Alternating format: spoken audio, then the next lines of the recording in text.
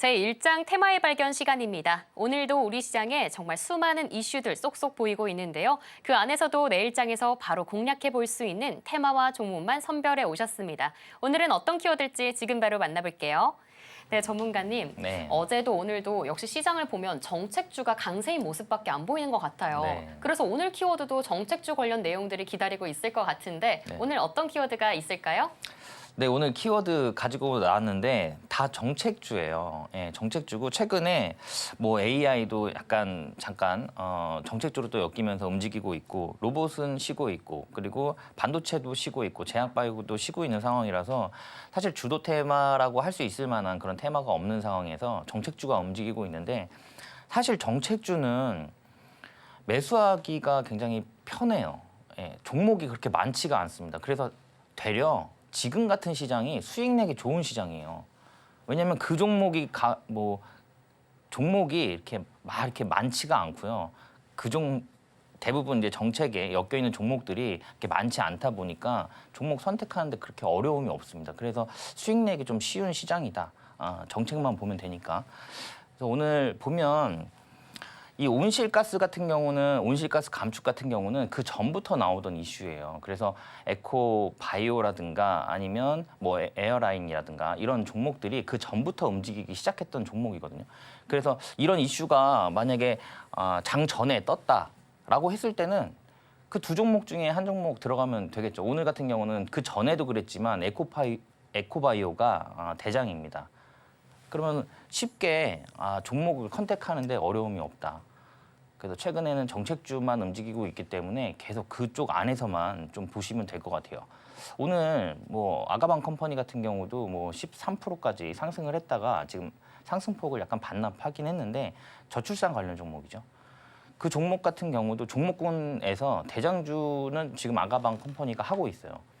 그러니까 저출산은 뭐 아가방 컴퍼니, 그리고 뭐 온실가스 같은 경우는 에코바이오 이런 식으로 대장주만 이렇게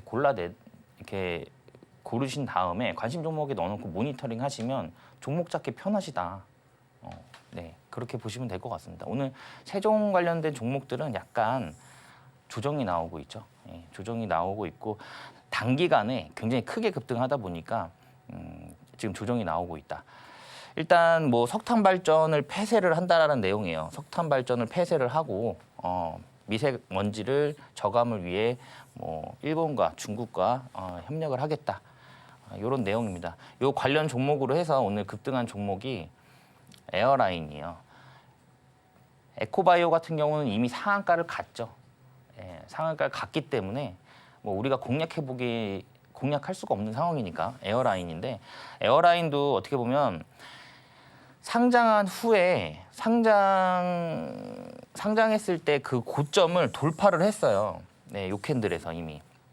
이때도 이 온실가스 관련된 종목으로 움직였던 종목입니다. 예. 그리고 오늘도 강세 흐름을 보여주고 있어요.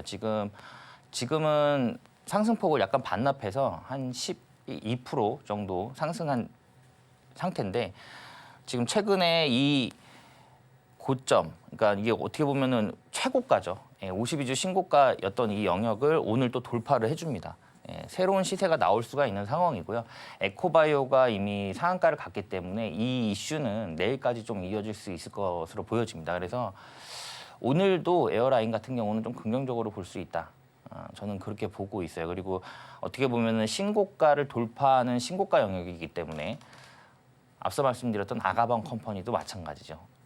지금 52주 신고가를 돌파를 오늘 했다가 다시 반납하긴 했는데 대부분의 정책주들이 지금 신고가를 돌파하고 있는 그런 영역이다. 그래서 새로운 시세가 나올 수 있는 구간이다라고 보시면 될 것 같아요. 자, 다음 이슈는 네이처셀입니다. 사실 최근에 정책주가 다 움직이고 있는데 개별 이슈로 해서 제약바이오가 계속적으로 움직이고 있어요. 그러니까 계속 꿈틀대고 있다라고 보시면 될 것 같아요.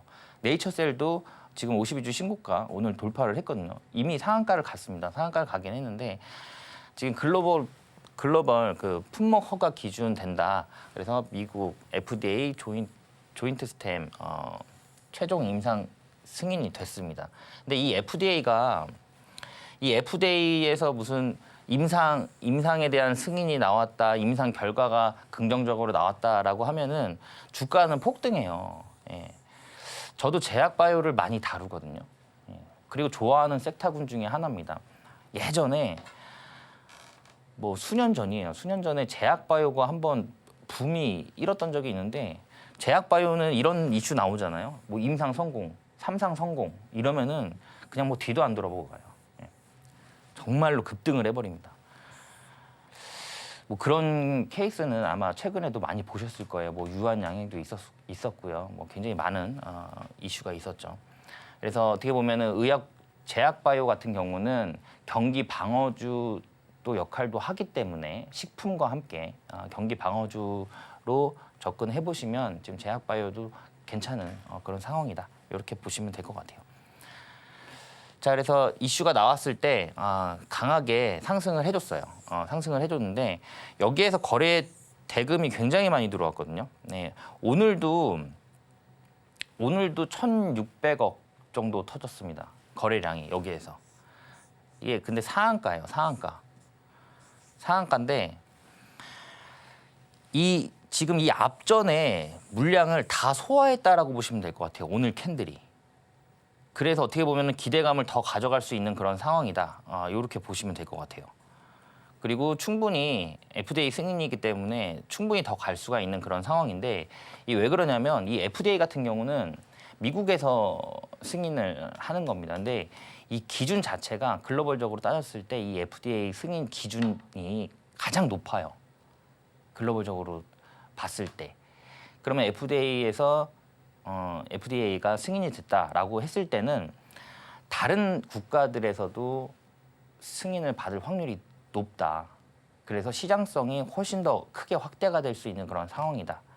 이렇게 보시면 될 것 같아요. 그래서 우리가 항상 뭐 FDA 승인 났다, 뭐 했다 그러면은 종목들이 크게 움직이는 이유가 그런 상황을 말을 하는 거거든요. 그러니까 글로벌적으로 이제 시장 확보가 용이하다. 이제 그렇게 보시면 될 것 같아요.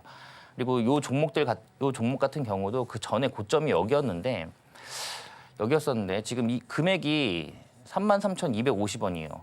그러니까 그 전 고점을 이 부근을 돌파를 했고요. 신고가 영역입니다. 또 다른 시세가 나올 수 있는 상황이고 이 앞전의 매물은 이제 매도할 사람은 다 매도했다. 이렇게 보시면 될 것 같아요. 왜냐하면 오늘 거래 대금이 1,690억이 터졌음에도 불구하고 그 전 거래 대금보다 더 적어요. 예. 이제는 기대감이 높다라고 보시면 될 것 같고요. 여기에서 오늘 매수를 또 하신 분들은 더 높은 목표가를 보고 있기 때문에 추가적인 시세가 충분히 나올 수 있는 그런 상황이고 제약바이오는 경기 방어주 역할을 하기 때문에 앞으로 조금 긍정적으로 볼 수 있는 상황이다. 이렇게 보시면 될 것 같아요. 다음 이슈는 세종시 이전입니다. 근데 이 세종시 이전은 지금 국회에서도 오늘 또 얘기가 나왔어요. 예. 국회에서도 또 얘기가 나왔는데 사실 그 전 대선 그리고 그 전 대선 아마 겪어보신 분들은 아실 텐데 이 얘기는 계속 나오던 이슈예요. 예. 계속 매 대선 때마다. 근데 대선이 끝나고 나면은 약간 또 좀 주춤하죠. 예, 정책이 이렇게 계속 진행되는 경우를 사실 그동안은 제가 못 봤는데 항상 대선 때마다 나오는 이슈입니다. 어떻게 보면은 충청 권역에 이 표심을 공략을 하기 위한 그런 부분이 아닌가. 오늘 좀 조정이 나오고 있어요. 관련 종목들이 뭐 한일시멘트, 넥스트레이드에서 다 움직였거든요. 그러니까 최근에 넥스트레이드가 있다 보니까 아침 8시부터 매매가 시작이 되잖아요. 그래서 거기서부터 어떤 종목이 움직이는지 확인해 보시면 오늘 주도 섹터가 어떤 섹터가 될 수도 있겠다라고 예상을 해볼 수는 있어요. 근데 넥스트레이드에서 항상 고점을 만들었던 종목들이 대부분 장 시작한 후에 조정이 나옵니다. 그래서 그 추이를 장 시작하고 나서 그리고 나서 확인을 해보셔야 될 것 같아요. 넥스트레이드에서 올라갔다고 해서 정규 시장에서 무조건 올라간다? 그건 또 아니기 때문에 참고를 해보시면 좋을 것 같습니다. 그래서 넥스트레이드에서 뭐 한일시멘트라든가 아시아시멘트 그리고 삼표시멘트 이런 시멘트 관련 종목들이 대부분 다 올랐고요. 성신양해 같은 경우는 어제 전일 상한가를 간 이후에 그리고 나서 오늘도 급등이 나왔었지만 지금 상승폭을 큰 폭으로 지금 반납하는 그런 모습이에요. 지금 세종시 관련 건설 종목으로는 계룡건설이 오늘은 정지가 됐죠. 예, 계속적으로 상승을 하다 보니까 오늘 정지를 됐는데 어제 상한가를 갔습니다.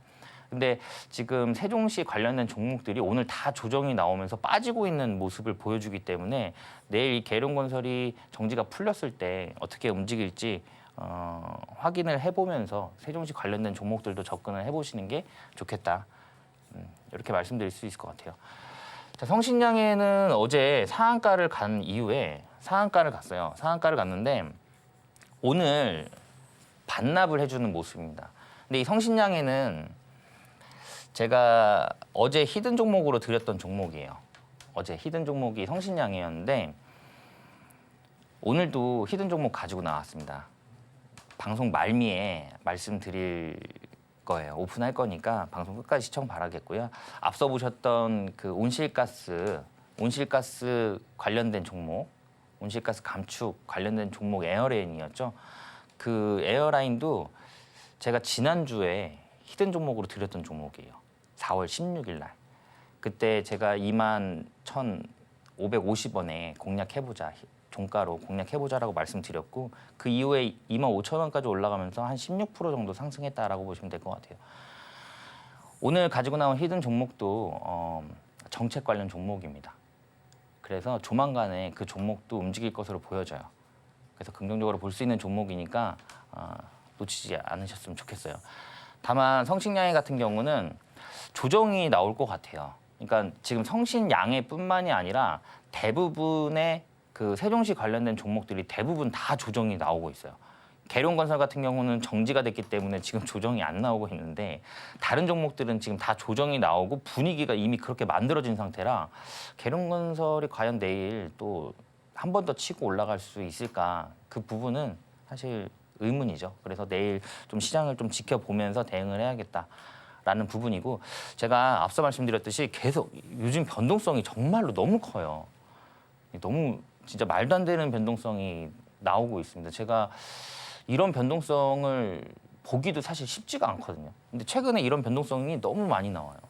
그래서 아마 트레이딩 하시기가 굉장히 어려우실 거예요. 그러니까 전문 트레이더가 입장에서도 트레이딩 하기가 쉽지 않은 그런 시장이다.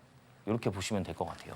그래서 좀 보수적으로 접근해 볼 필요가 있고요. 그리고 종목을 볼 때 객관적인 시선으로 보는 게 중요하겠죠. 근데 어쨌든 종목을 사게 되면 객관적으로 못 봅니다. 이게 왜 올라가야 되는지만 생각을 하시잖아요. 떨어질 거에 대해서는 생각 잘 안 하시거든요. 그렇기 때문에 주변에 어떤 그런 조언을 해줄 수 있는 그런 전문가가 있다면 좋겠죠. 하단 링크 참고를 하시고요. 오늘 키워드 이 정도로 마무리하도록 하겠습니다. 네.